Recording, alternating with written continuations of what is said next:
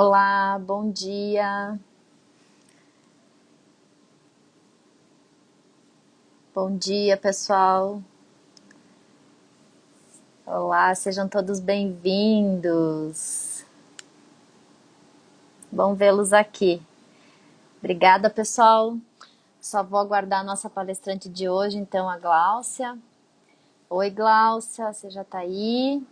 Pode pedir para entrar. Bom dia, Teila. Não entendi. Já foi o comentário.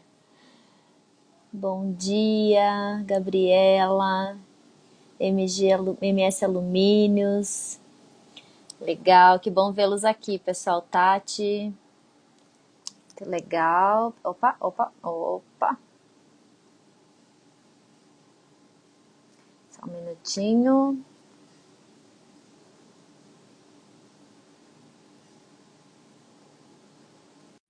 Tudo bem, vamos ver se a Gláucia consegue entrar aqui.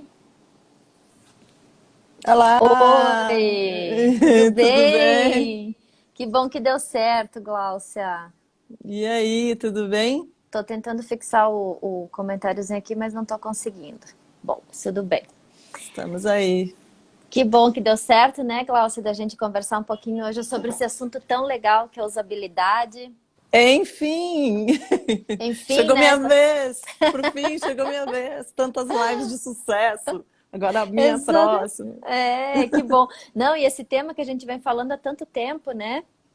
O Sim, a gente. quanto Usabilidade é uma coisa que apaixona até. é muito bom. Então, Glaucia, para a gente não perder muito tempo aqui com o pessoal que está nos assistindo, o pessoal que está assistindo não esquece de dar um coraçãozinho lá para ajudar no ranqueamento, o Instagram entender que é uma live bem legal e vai entregar para mais gente. E se você conhece também, tem algum amigo que se interessa por esse assunto, clica lá no aviãozinho e manda para ele assistir agora. Vou começar falando um pouquinho da FGVTN, para quem está entrando aqui pela primeira vez. Muita gente já nos conhece, mas sempre é bom lembrar. A FGVTN é uma multinacional italiana, faz parte do grupo Formenti Giovenzana. Esse grupo, a matriz está localizada em Vedúdio, muito próximo a Milão, uns 40 quilômetros, e vem daí a sigla FGV, Formenti Giovenzana Vedúdio, e associado à nossa técnica nacional, através de uma joint venture em 2000, e se tornou FGVTN. Nós estamos em Curitiba com a fábrica e também um showroom. Esse showroom hoje ele está um pouco restrito a visitas devido à pandemia, mas está sempre aberto a visitações. Quem puder, a gente organiza de acordo com as normas sanitárias aí para cuidar ao máximo com o Covid. Estamos no momento crítico e estamos tomando todos os cuidados. Além da estrutura aqui em Curitiba, nós temos um showroom em Bento Gonçalves, no Rio Grande do Sul, importantíssimo polo moveleiro aí do Brasil. Para ajudar logisticamente, inauguramos há um ano um centro de distribuição em Itajaí. E para dar vazão a tudo isso, contamos aí com 18 escritórios de representações espalhados por todo o Brasil. Então tem um time de vendas aí excelente que nos apoia na distribuição, entrega desse material todo, que vocês podem encontrar em praticamente todas as lojas de materiais para marcenaria, materiais de construção até. E também nosso produto está nas principais indústrias aí do setor moveleiro. Gláucia, só para a gente entrar então agora no nosso tema, a gente tem falado muito aqui recentemente, quando a gente fala em desenvolvimento de produto, a gente fala muito na questão da usabilidade, né? Como tornar esse produto o mais confortável, eu diria, depois você vai me corrigir se está certo ou não isso, para o usuário, né? A usabilidade, a gente já falou, ela está muito centrada no design voltado ao usuário. Conta um pouquinho pra gente o que é usabilidade, de onde saiu esse termo? Bom, antes eu queria dizer bom dia para todo mundo que está chegando aí também. Me apresentar um pouquinho também, que eu sou a Gláucia Binda, eu sou business designer. Estou falando aqui de Curitiba hoje, para quem da mesma cidade onde está a FGVTN, a gente só está separada por endereços, né, Silvia, hoje. Exatamente. E nem tão longe assim. Nem tão longe assim. Eu ultimamente ando frequentando até bastante a FGVTN, porque a gente está fazendo alguns trabalhos juntos, e isso me alegra bastante. Fazer parte dessa live hoje é muito importante para mim, já que eu estou fazendo alguns trabalhos com vocês e sei da qualidade do produto. E aí, a gente falar de usabilidade nesse momento, eu acho que vem muito a calhar. Você perguntou o que é usabilidade, né? Uhum. De onde vem esse termo, né? A princípio ele parece um pouco estranho, né? Usabilidade. Uma coisa que... Antes de falar isso para você, eu queria comentar uma coisa com você. A gente, normalmente, eu acho que hoje de manhã, a gente está... Agora são 11 horas e 5 minutos aqui da manhã. Hoje de manhã, quando você acordou, provavelmente você abriu os olhos e abriu a tela do seu celular, provavelmente, ou para ver a hora, ou para desligar o seu despertador, ou para dar aquele famoso soneca, né? Mas, de alguma forma, você interagiu com o seu celular, aí você levantou, escovou o dente, tomou banho, abriu as torneiras, fechou as torneiras, usou vários objetos no seu banheiro, no seu quarto, abriu portas, fechou portas, abriu gavetas, trocou de roupa, fez mil coisas e interagiu com inúmeros objetos, móveis, o seu celular, tudo que você interagiu, e você nem saiu do quarto ainda. Aí você foi para a cozinha, se você fez o seu café e tudo mais. A gente interage com muitos objetos diariamente. E essa interação, essa interface que a gente usa, pode ser com um lápis, pode ser com um clipe, pode ser com o seu mouse, pode ser com o seu celular, ou com qualquer objeto, com um móvel também. Isso é essa interação, a facilidade de interação, a minimização dessa dificuldade de interagir é a usabilidade, é a boa usabilidade. Né? Que a gente fala que, inclusive, usabilidade é usado como métrica. Quando a gente vai abrir uma embalagem, tem uma famosa embalagem de torrada, que também faz um panetone muito bom. A torrada é muito boa, o panetone é muito bom, mas a embalagem tem aquela fitinha vermelha, que quando você vai abrir, normalmente não dá certo. Então, isso é uma métrica, é uma medida de algo com uma usabilidade não boa, uma péssima usabilidade. Nem né? para abrir, nem para fechar, né? Nem para abrir, nem para fechar, porque depois que você abre, teoricamente, você já não tem como fechar. Então, assim, a gente não é uma crítica, mas existem muitos objetos que a gente interage no nosso dia que tem essa má usabilidade. E isso, inclusive, faz muito parte da tecnologia hoje. Hoje é impensável, como você mesmo falou ali no início, uma empresa de tecnologia não ter um profissional de usabilidade. Né? Os profissionais de usabilidade hoje trabalham muito em empresas, em startups, para fazer aplicativos, para websites. É impensável hoje essa não interação com o fator humano, com a pessoa que está por detrás daquela máquina ou daquele objeto, porque a gente manuseia um objeto inanimado, mas a gente acaba meio que colocando acaba humanizando os objetos em função disso. Né? A gente pode falar, Gláucia, você falando um pouco disso, né? Me surge muito a questão do user experience, né? Hoje muito falado, UX. Sim. Sim, o UX e o User Experience, como eu falei agora há pouco para você, ele é um profissional, por exemplo, o designer de UX ou o profissional de UX nas empresas, que são, que tem muito, calcula-se que até 2050 vai existir 150 milhões de profissionais de UX no mundo inteiro. Por conta da nossa interação com máquinas, cada vez mais essa interação com as máquinas, e aí tem muita vaga para esse tipo de profissional, inclusive é uma das habilidades do futuro, né? Para quem escuta falar às vezes, eu vou ser profissional de UX e não sabe o que é justamente essa pessoa que vai fazer essa medida, mas existe uma diferença entre usabilidade e o user experience, que user experience significa experiência do usuário, né? Uhum.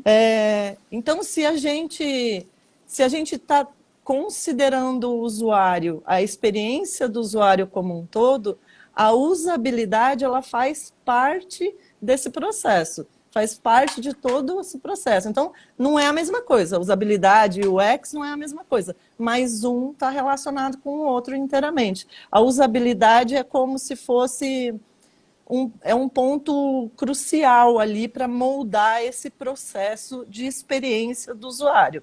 Então, para eu ter uma boa experiência como usuário de qualquer objeto, eu preciso que aquele objeto tenha uma boa usabilidade. E uma acaba fazendo parte da outra. Uma não existe sem a outra, inclusive. É por isso que nesses casos, né, a gente de novo fala que a usabilidade é super importante para atingir ou para que o user experience dê certo, é isso?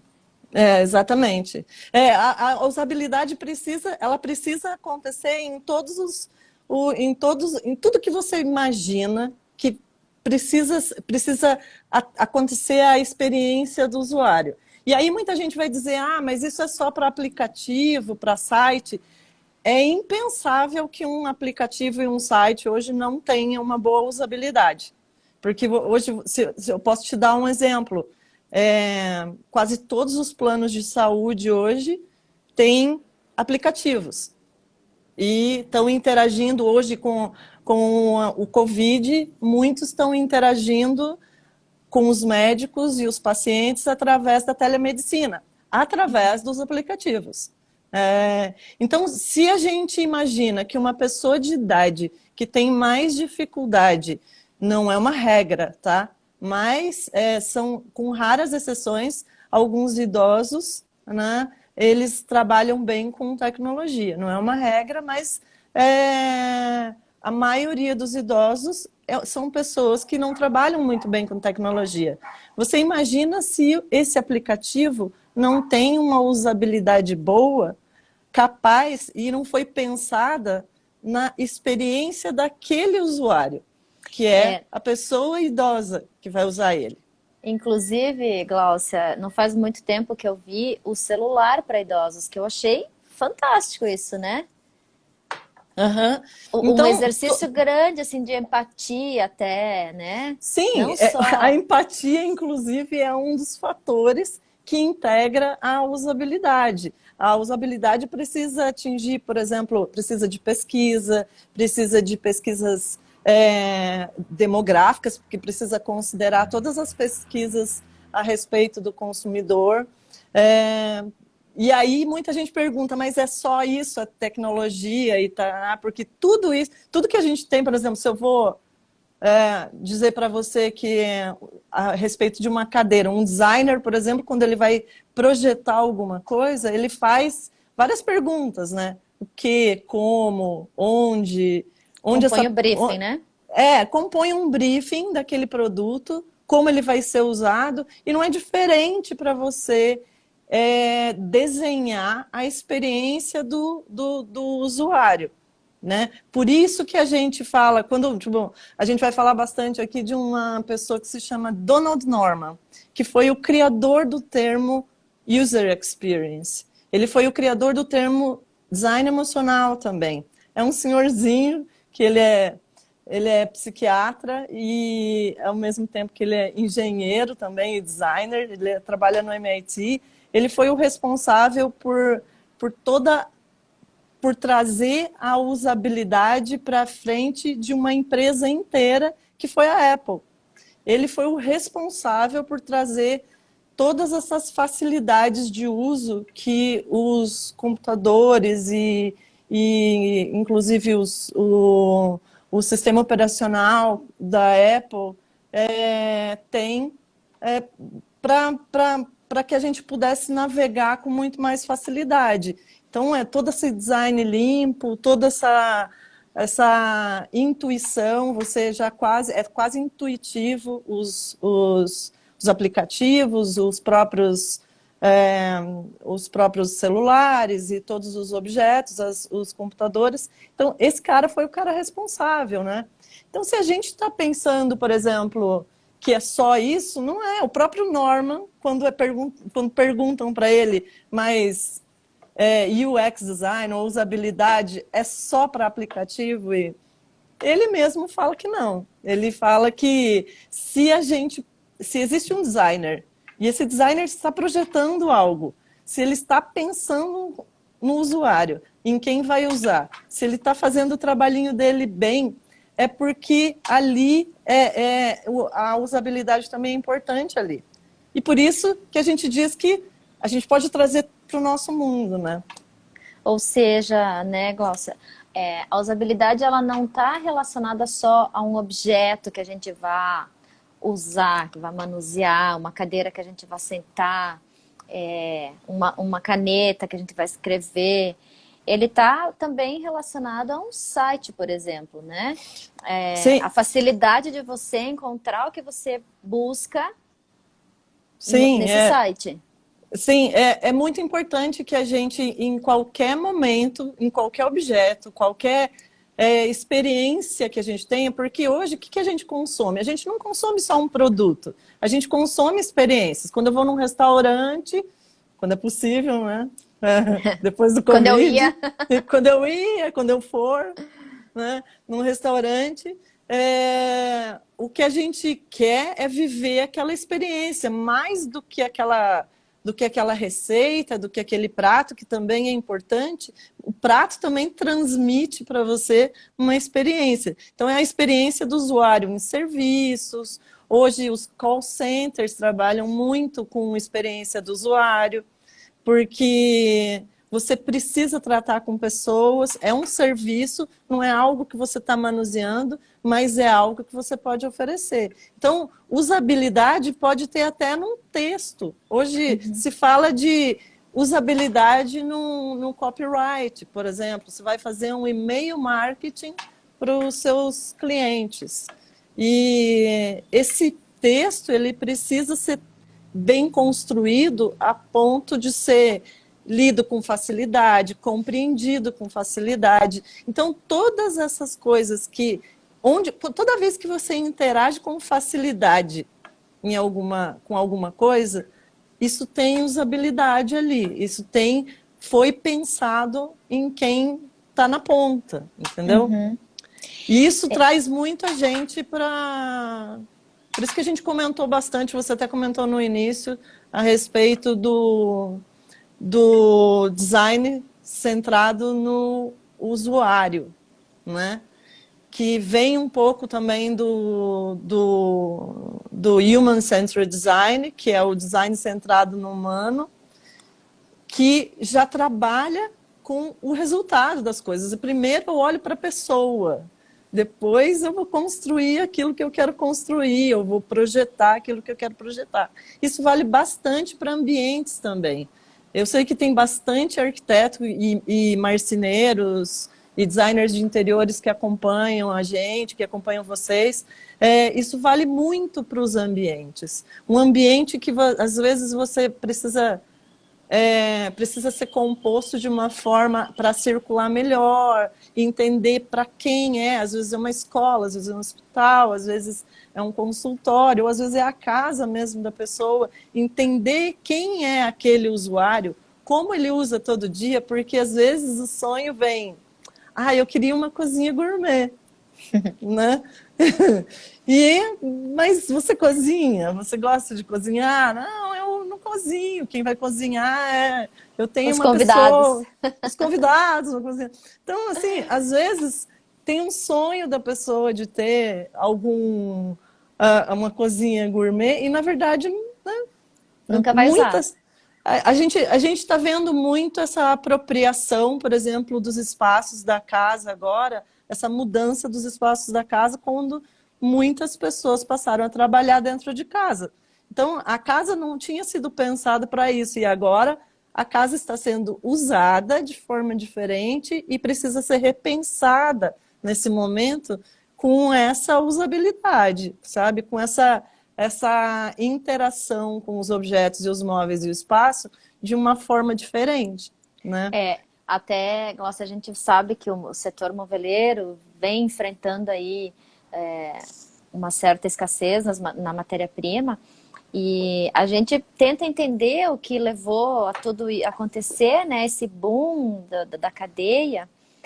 E eu acho que muito se deve a isso, né? As pessoas que antes saíam de manhã para trabalhar, voltavam à noite, aquela rotina, mal olhavam para casa, né? A gente falou em outras lives anteriormente, na forma em função, aquela questão da gente pegar o computador, sentar no sofá com ele, né, no colo e resolver rapidinho. Hoje não dá mais para fazer isso. Você está passando 8 horas, pelo menos, do seu tempo ali trabalhando dentro de casa. Então, isso fez com que as pessoas começassem a prestar atenção nessa questão toda, em como ela usa a casa dela, né? A usabilidade dos móveis, dos utensílios, tudo. E aí, assim, ó, quando às vezes as pessoas chegam para mim e perguntam, mas por que isso é importante? Essa é a importância. A importância a gente não desconecta mais hoje das coisas, a gente não trabalha mais sem emoção, a gente não se desconecta mais de emoção. E tudo que a gente faz, quando a gente emprega algum tipo de força, e que eu digo força às vezes na física, emprega algum tipo de energia, de concentração, de pensamento em alguma atividade, se essa atividade ela não é satisfatória no uso dos objetos ou do espaço ou de alguma coisa, você vai absorvendo algum tipo de emoção negativa, isso vai gerando estresse no seu dia, vai sendo um acúmulo, né? Então, quando a gente pensa que, por exemplo, existe um estudo do Instituto Nielsen Norman, que é do Donald Norman, que fala que a gente... É um estudo já antigo, de 2008, mais ou menos, que a gente tem em volta da gente, na casa, cerca de 20 mil objetos, em média.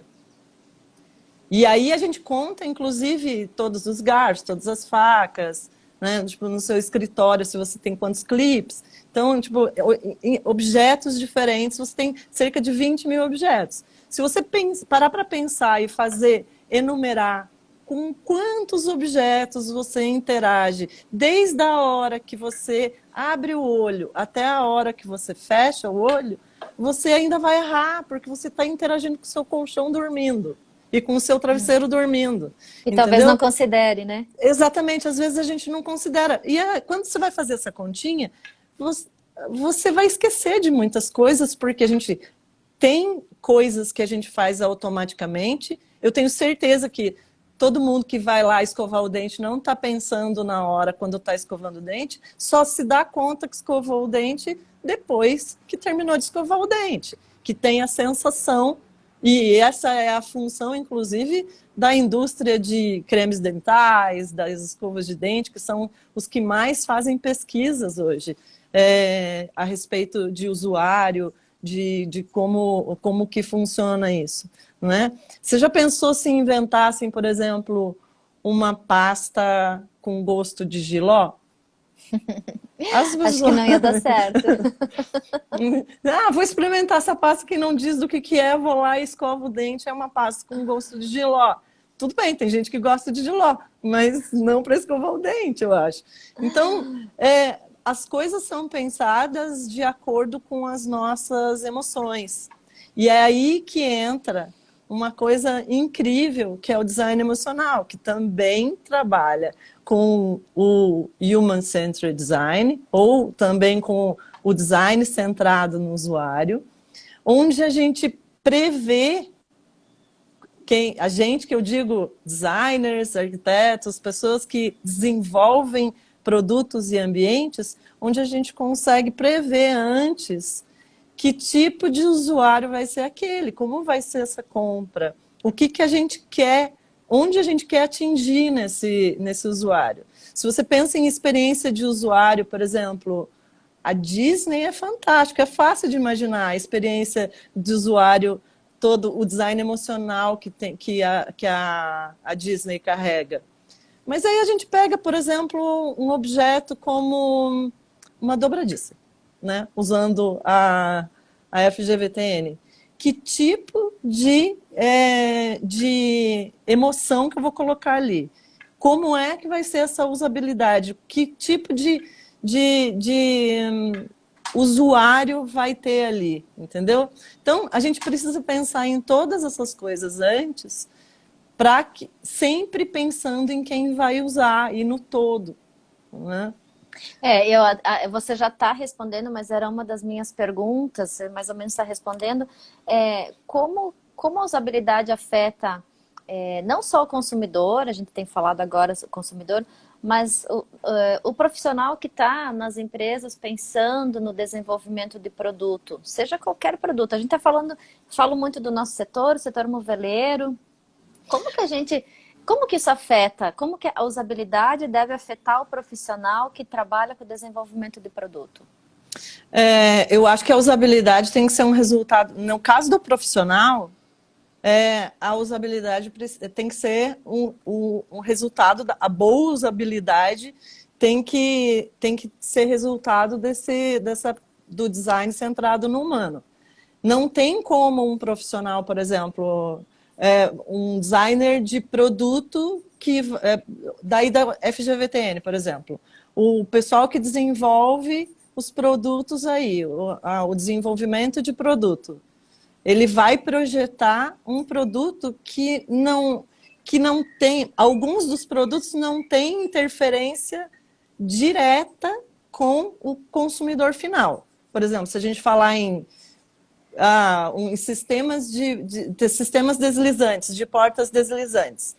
O sistema em si, a peça que é o sistema, ela não tem interação direta com o consumidor final, o usuário. Mas ela tem muita interação com quem vai instalar.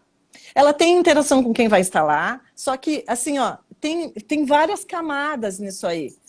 Se você, eu não sei se você já ouviu falar, eu falo bastante que a boa usabilidade, ela precisa ser invisível. Fale mais sobre isso. Ela precisa ser invisível porque você imagina que você vai abrir, você lá na sua manhã, lá, quando você acordou meio com sono, você está lá no seu quarto, você foi trocar de roupa e você acabou de comprar o seu apartamento, que eu sei que você está de apartamento novo, não é tão novo, mas já não é tão novo, mas e você está usando ele a primeira vez, você vai abrir uma gaveta. E essa gaveta, a corrediça não tem uma boa usabilidade e por algum problema qualquer, essa gaveta cai no seu dedão, entendeu? Então, a corrediça ela não foi projetada para interagir diretamente com o usuário final, porém, ela precisa ter boa usabilidade sempre, porque quanto mais você não perceber a existência dela ali, melhor usabilidade ela tem. A mesma coisa de todos os outros, a gente estava falando de sistema deslizante, a mesma coisa. O sistema em si, que é a pecinha que vai na porta lá, e depois, quem tiver curiosidade, pode até acessar o catálogo da FGVTN, né, que tem as peças do sistema deslizante. Essa peça em si, ela não interage diretamente com o usuário final. porque ele não está ali manuseando a peça em si, mas o sistema, as portas deslizantes é o que faz ele, é a experiência do usuário. Então, se eu tenho uma porta que vai correr suave, que vai, né, de acordo que com não todas vai cair, que não vai cair, que não vai descarrilhar. Então, na verdade, todos esses fatores que vão chegar no usuário final.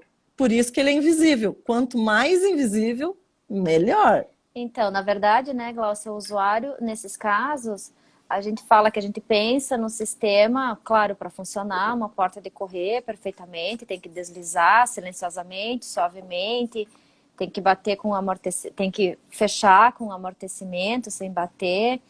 Mas a gente também pensa muito na instalação, né? Quando o marceneiro está lá instalando, tem que ser uma coisa muito prática, fácil, rápida, mas também tem que funcionar, né? Ele não pode voltar 2 semanas depois, o cliente chama porque a porta não está abrindo, não está fechando, descarrilou, etc.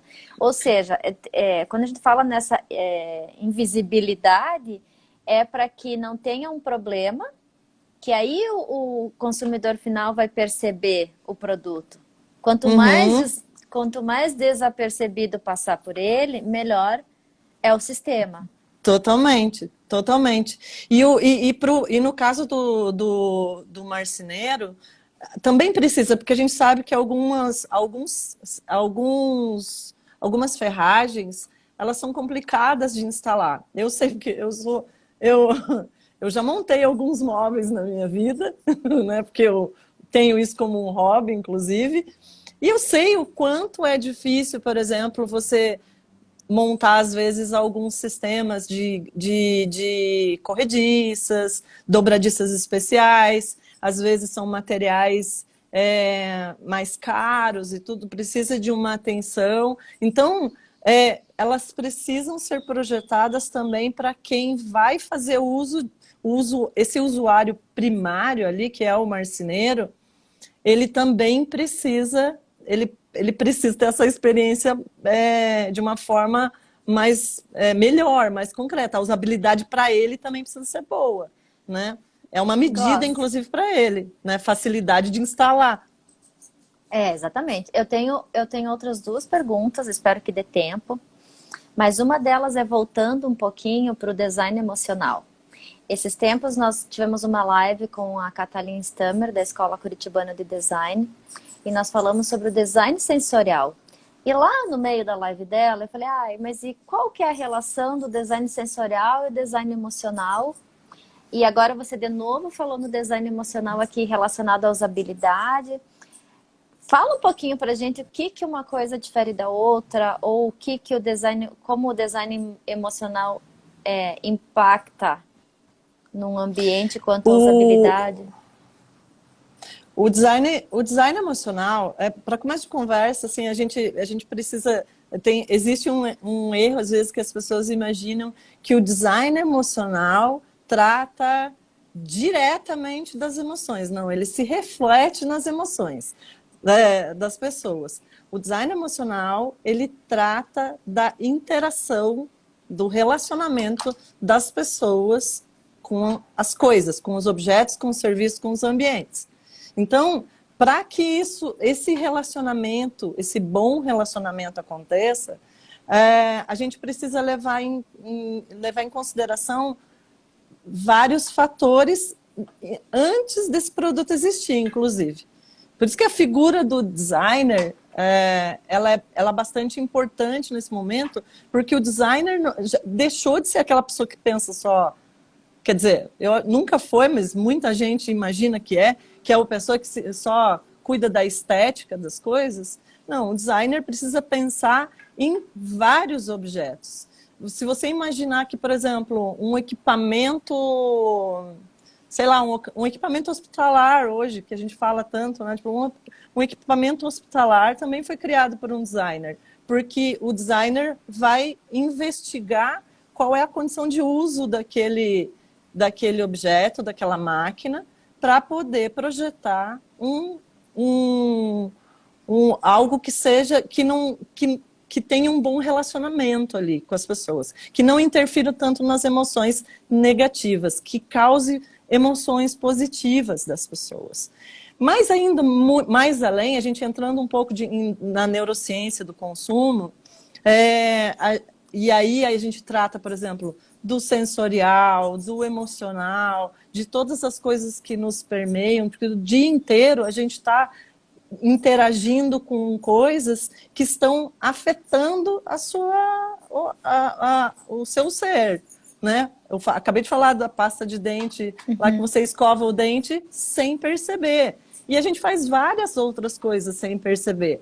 E se no meio dessas coisas, sem perceber que a gente faz, a gente vai tendo esses pequenos estresses por conta do relacionamento não adequado com o objeto, você vai acumulando camadas de estresse na sua vida, até que um dia você vai estar voltando do seu trabalho, depois de um dia de muitas interações negativas com alguns objetos, digamos que, tipo, você está no Mercúrio retrógrado da sua vida e você só deu errado as coisas, o grampeador não grampeou, a impressora enroscou, inferno astral, a impressora enroscou lá, tudo deu errado na sua vida e no final do dia ainda você está voltando para casa, o pneu furou. Você vai automaticamente, as pessoas humanizam as coisas, né? Você vai descer e vai fazer o quê? Vai chutar o pneu, vai xingar o pneu. E, na verdade, ele é só uma coisa, ele não se jogou para cima do prego. Aconteceu do pneu furar, entendeu? Então, a gente humaniza as coisas a ponto de... Quem nunca, né? Quem nunca ficou batendo o controle remoto, assim, né? Porque não estava funcionando. Para ver se a pilha pega no tranco. Para ver se a pilha pega no tranco. Quem nunca bateu o mouse para o computador ir mais rápido? Não tem nada a ver uma coisa com a outra. O mouse é o mouse e o sistema operacional do seu computador que está lento não tem nada a ver com o mouse. E a gente vai lá e bate o mouse, ou bate no monitor. Então, a gente transfere essa emoção para várias coisas. Tem várias pessoas, tinha um estudo dos primeiros iPhones, quando saíram os primeiros iPhones, que as pessoas ficaram tão apaixonadas pelo aparelho, né? Gostaram tanto dessa maneira de ter num equipamento só todas as coisas da sua vida. Você pode falar, você pode fazer foto, você pode mandar mensagem, escutar música, tudo.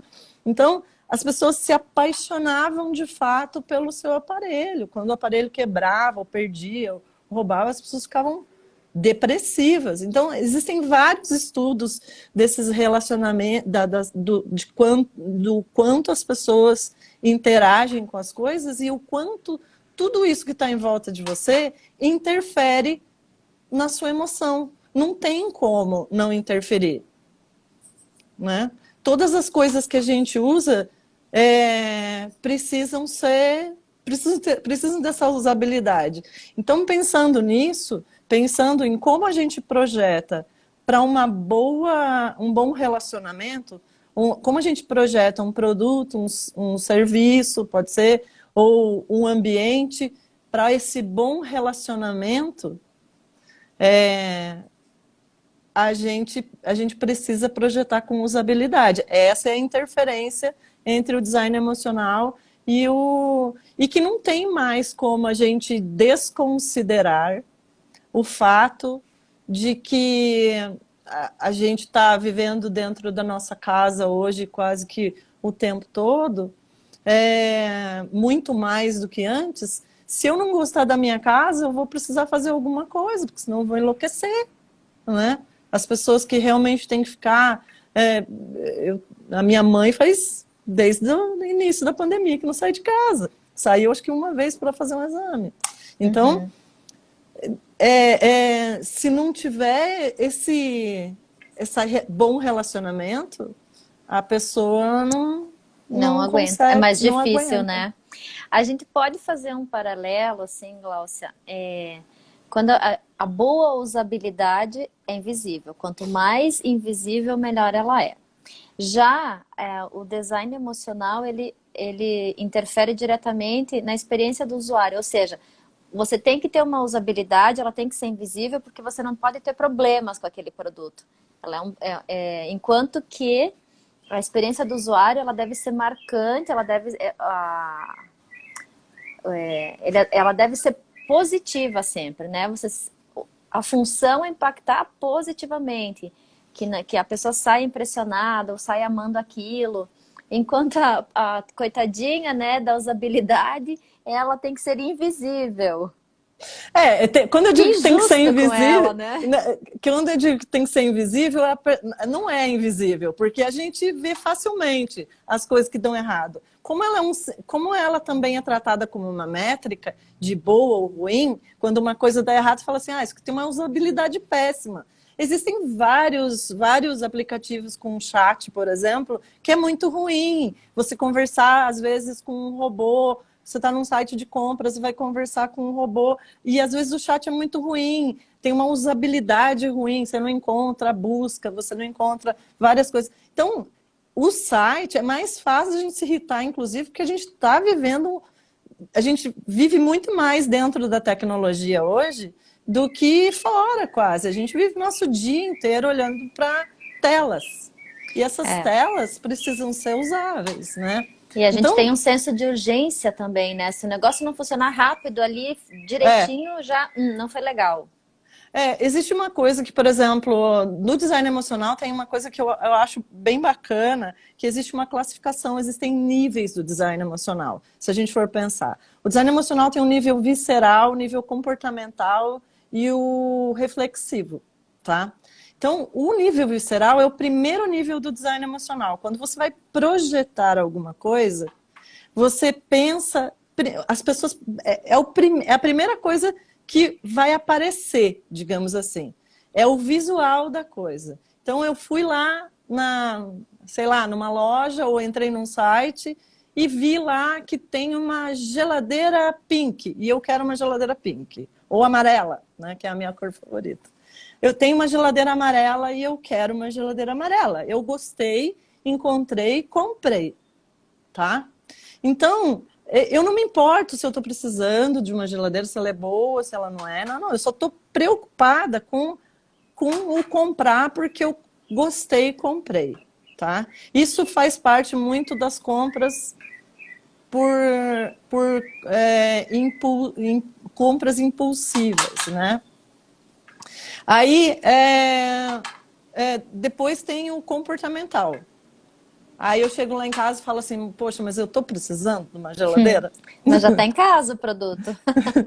Aí eu falo, não, eu tô precisando de geladeira, minha geladeira tá antiga, vamos ver lá, ela é boa, ela tem isso, tem aquilo, tem o gelo lá na porta, não sei o quê, ela é super tecnológica, ela conversa com o meu celular, ela manda um recado para a Alexa dizendo que ela tá precisando de cerveja ou alguma outra coisa, produtos da validade, porque a tecnologia hoje permite isso. Então, comportamentalmente, que é o segundo nível do design emocional, o designer que projetou isso, ele pensou tanto no visceral quanto no comportamental. E eu fui lá e comprei essa geladeira pensando que eu preciso de uma geladeira agora, né? Que eu me dei conta que eu preciso de uma geladeira e ela é amarela.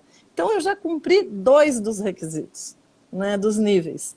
E aí tem o reflexivo. O nível reflexivo é o nível onde os produtos falam quem você é, né? Então ele fala, essa geladeira é super tecnológica e eu gosto de tecnologia. Então, ela está falando comigo, ela está falando a minha linguagem, ela mostra mesmo. A pessoa pode chegar na minha casa e ver só a geladeira, ela vai saber que eu sou uma pessoa que gosta de tecnologia, que eu interajo com os produtos, que eu gosto de coisas novas, de coisas modernas, de inovação. Então, aquele produto reflete quem eu sou.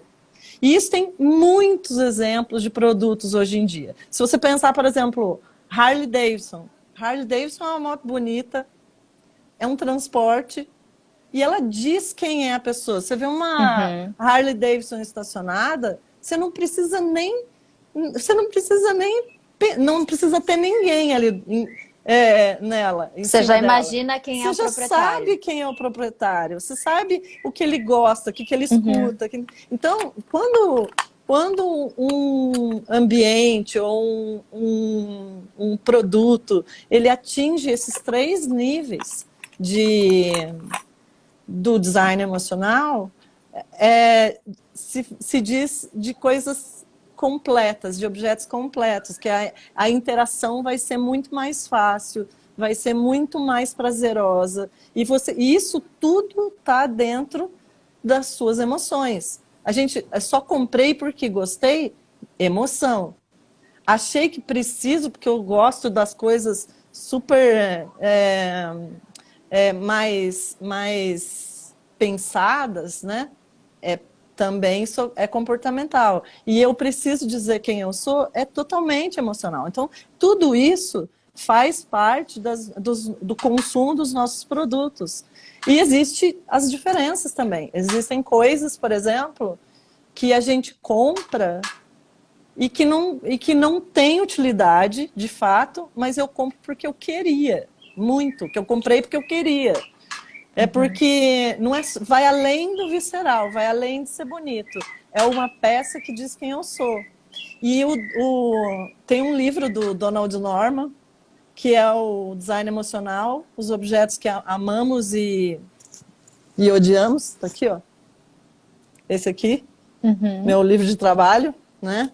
Porque adoramos ou detestamos os objetos do dia a dia, que ele mostra justamente esse objeto, que quem é arquiteto e designer sabe do que eu estou falando.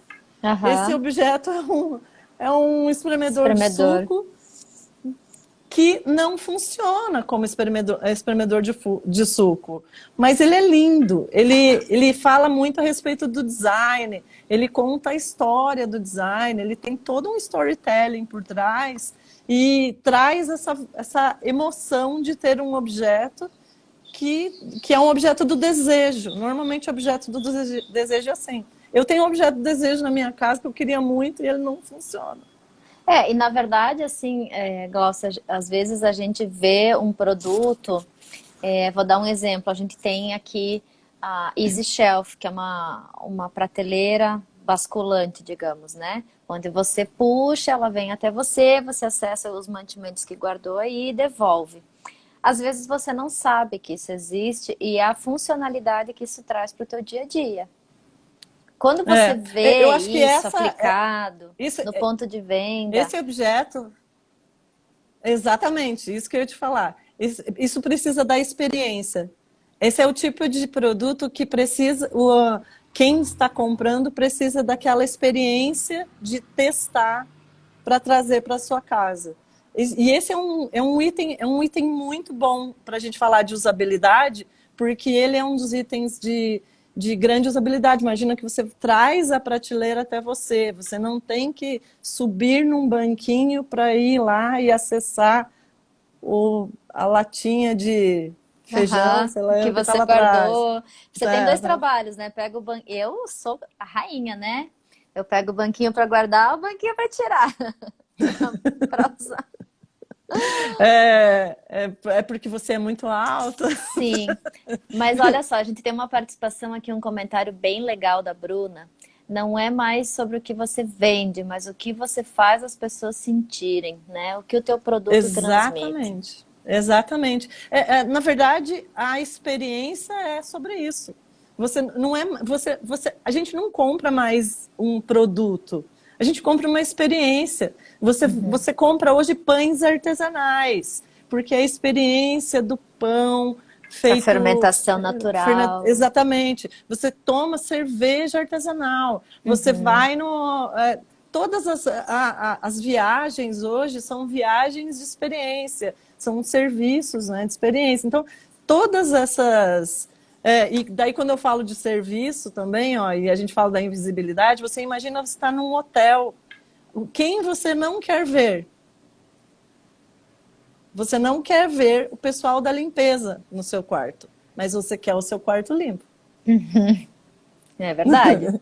E isso é a eficiência, é minimizar erro, é a medida né, é Mas isso, invisível e tá isso, perfeito, tá bom. isso é o que a gente casa com o que a gente acabou de falar há pouco, né? A boa É, usabilidade, ela é invisível. Você não tem que é, percebê-la porque ela deu problema, né? Você tem que ter um móvel que você abra com tanta facilidade, feche aquilo. A corrediça tem que funcionar perfeitamente. Ela tem que ter usabilidade, mas ela não pode impactar pelo defeito, né? Então, sim, o ato de abrir a gaveta, ele precisa ser perfeito. exato. E se algo não der, se algo der errado na corrediça, é que você vai perceber. Você só Uhum. percebe se deu errado. Então, tem coisas, por exemplo, tem um objeto da FGVTN, é um acessório, na verdade, que eu acho é um dos que mais cumprem os requisitos de usabilidade, que eu acho, que é aquela lixeira automática. Aham. Quando você, principalmente nos dias de hoje, né? Você precisa. Hoje se fala muito nos países que começaram a retornar e agora estão voltando de volta no lockdown, mas assim, muito das tendências, o que se projeta, muito se fala de touchless, né? Uhum. De você não precisar tocar as coisas. Essa lixeira, ela é uma lixeira de cozinha, né? Da pia. E você imagina que você não precisar tocar na tampa para abrir ela. Quando você abre a porta, a lixeira já vem aberta. E Uhum. quando você. Ela cumpre muito o que ela se propõe, justamente por isso, porque quando você fecha, ela vai estar tampada, o lixo vai estar ali protegido de qualquer outra interação com O próprio bactéria, ou cheiro, né? O próprio com cheiro o na cheiro e tudo cozinha. mais, você vai fechar, ele vai estar fechado, o lixo, e você, né, quando você abre, ele já está aberto, você Aham. só deposita ali o lixo e fecha. Ela é fácil de manusear. Então, esse é um item de usabilidade perfeito, que você não pensa nesse tipo de coisa. Ele cumpre o papel dele completamente. Ele tem eficiência, ele tem eficácia, né? Que são Gláucia, pré-requisitos para boa usabilidade. exatamente. Eu acho que essa é uma. A gente tem outros produtos na linha também, que a gente tem abertura por toque. Apesar da chamada ser touchless, a gente fala, né? Você não precisa necessariamente bolar com a tua mão para abrir. Abre com, às vezes a gaveta lá embaixo, abre com o joelho, né? Um toquezinho ela já abre e você não tem todo aquele esforço de colocar as duas mãos, abrir. Pensando nisso também, e a gente tem alguns produtos que a gente fala que eles estão bastante relacionados, inclusive, à acessibilidade. O canto articulado, por exemplo, que ele vem até você, é mais ou menos o esquema da Easy Shelf, a prateleira basculante, que ela vem até você. A usabilidade, ela também impacta na acessibilidade? Oi, Bruna. Bastante, bastante. É, bastante, sabe? A usabilidade impacta bastante, porque quando a gente pensa, por exemplo, que os pré-requisitos de você ter a usabilidade, assim, eficácia, eficiência, envolvimento, tolerância, tipo, é minimizar o erro, né? É a facilidade de aprendizagem. Imagina que uma pessoa, por exemplo, que precisa de objetos com acessibilidade, e tem o cabide, aquele também, né? O cabide que Uhum. vem até a pessoa, Basculante. o Uhum. cabide basculante, todas as coisas que você não precisa fazer um esforço para chegar até ele, mas você pode trazer ele, é um objeto de acessibilidade, e se ele funciona bem, se ele cumpre os requisitos de eficiência, eficácia, minimiza o erro, todos ele é um objeto de boa usabilidade, entendeu? E A pessoa, acessibilidade. acessibilidade e boa usabilidade andam junto aí. Esses itens inclusive do catálogo de vocês, eu acho bem, bem importante, assim, sabe? Que às vezes a gente não pensa muito, porque o que vem na cabeça, às vezes, com a FGVTN, que é uma empresa de ferragens, né, para o mobiliário, mas tem muitos produtos que podem ser pensados, inclusive, nos projetos, né? A gente já Com comentou certeza. isso, inclusive, na live de forma e função, que tinha muitos produtos que poderiam ser pensados diretamente já para entrarem dentro do projeto e que são produtos que, né, minimizam esforço, que você não precisa pensar muito nas coisas, né? Legal, Glaucia. Bom, a gente está caminhando aqui para o final, nosso tempo está esgotando. Eu só quero responder uma perguntinha que teve lá no início, eu acabei esquecendo durante a live de responder, mas é sobre a localização do nosso showroom em Bento Gonçalves. Ele fica na Cidade Alta, e eu vou pedir para a Joyce mandar um direct para a gente mandar o endereço certinho, tá? Mas ele fica lá perto do Poço de Trento. Quem é da cidade vai entender o que eu tô falando. E como eu sou de lá, eu sei que eles vão me entender. Mas eu quero agradecer você, Glaucia, principalmente, pelo teu tempo aqui com a gente, falando desse assunto que é tão importante. Deixa eu só ver mais um comentário aqui. Esse assunto aqui. é infinito. Esse assunto é infinito. É infinito, ó. Já tem as ferragens para móveis não apenas servem para o funcionamento do mesmo, como também propiciam maior usabilidade e design. Exatamente. Ótimo. Então, Glaucia, muito obrigada por estar aqui com a gente hoje. Eu acho Imagina. que aquela ideia que a gente comentou offline, né, de reunir todo esse povo para conversar sobre, né, o pessoal que fala de forma e função. A gente falou na forma e função, vamos juntar aqui e fazer um brainstorming, porque tem tanta coisa para a gente falar sobre o assunto, sobre os assuntos relacionados a design emocional, design sensorial, forma e função. A gente devia fazer um fórum. Um fórum, vamos organizar um fórum online. Isso, os fornecedores da cadeia para a gente discutir bastante sobre o tema. Mas foi muito legal, Glaucia, te agradeço. A gente só tem 1 hora, não temos o dia inteiro, infelizmente, no Instagram para falar sobre o assunto, apesar de ser interessante. Mas a live vai ficar gravada para quem não pôde ver ou para quem quiser rever, né? A gente vai publicar agora no YouTube, no Instagram também vai ficar gravado. A FGVTN, o nosso showroom está aberto à visitação. Quem quiser, entre em contato com a gente organiza dentro dos cuidados aí em relação ao Covid. Então, fica aberto aqui, tanto em Curitiba quanto em Bento Gonçalves. Só entrar em contato com a gente organiza. Glaucia, muito obrigada. Obrigada a todos que nos acompanharam. Eu que agradeço. A gente deve ter alguma outra live aí vindo por aí ainda esse ano para falar de tendências. É uma coisa que a gente precisa... Surprise! Mas já vão criando expectativas, né? Isso, a figurinha exatamente. aquela, já criei expectativas foram criadas. Expectativas foram criadas. Legal, tem muita gente aqui parabenizando. Juninho, da Office, Guilherme, Síria, muito obrigada. Glaucia, beijo, obrigada e até a próxima. Tchau! Tchau!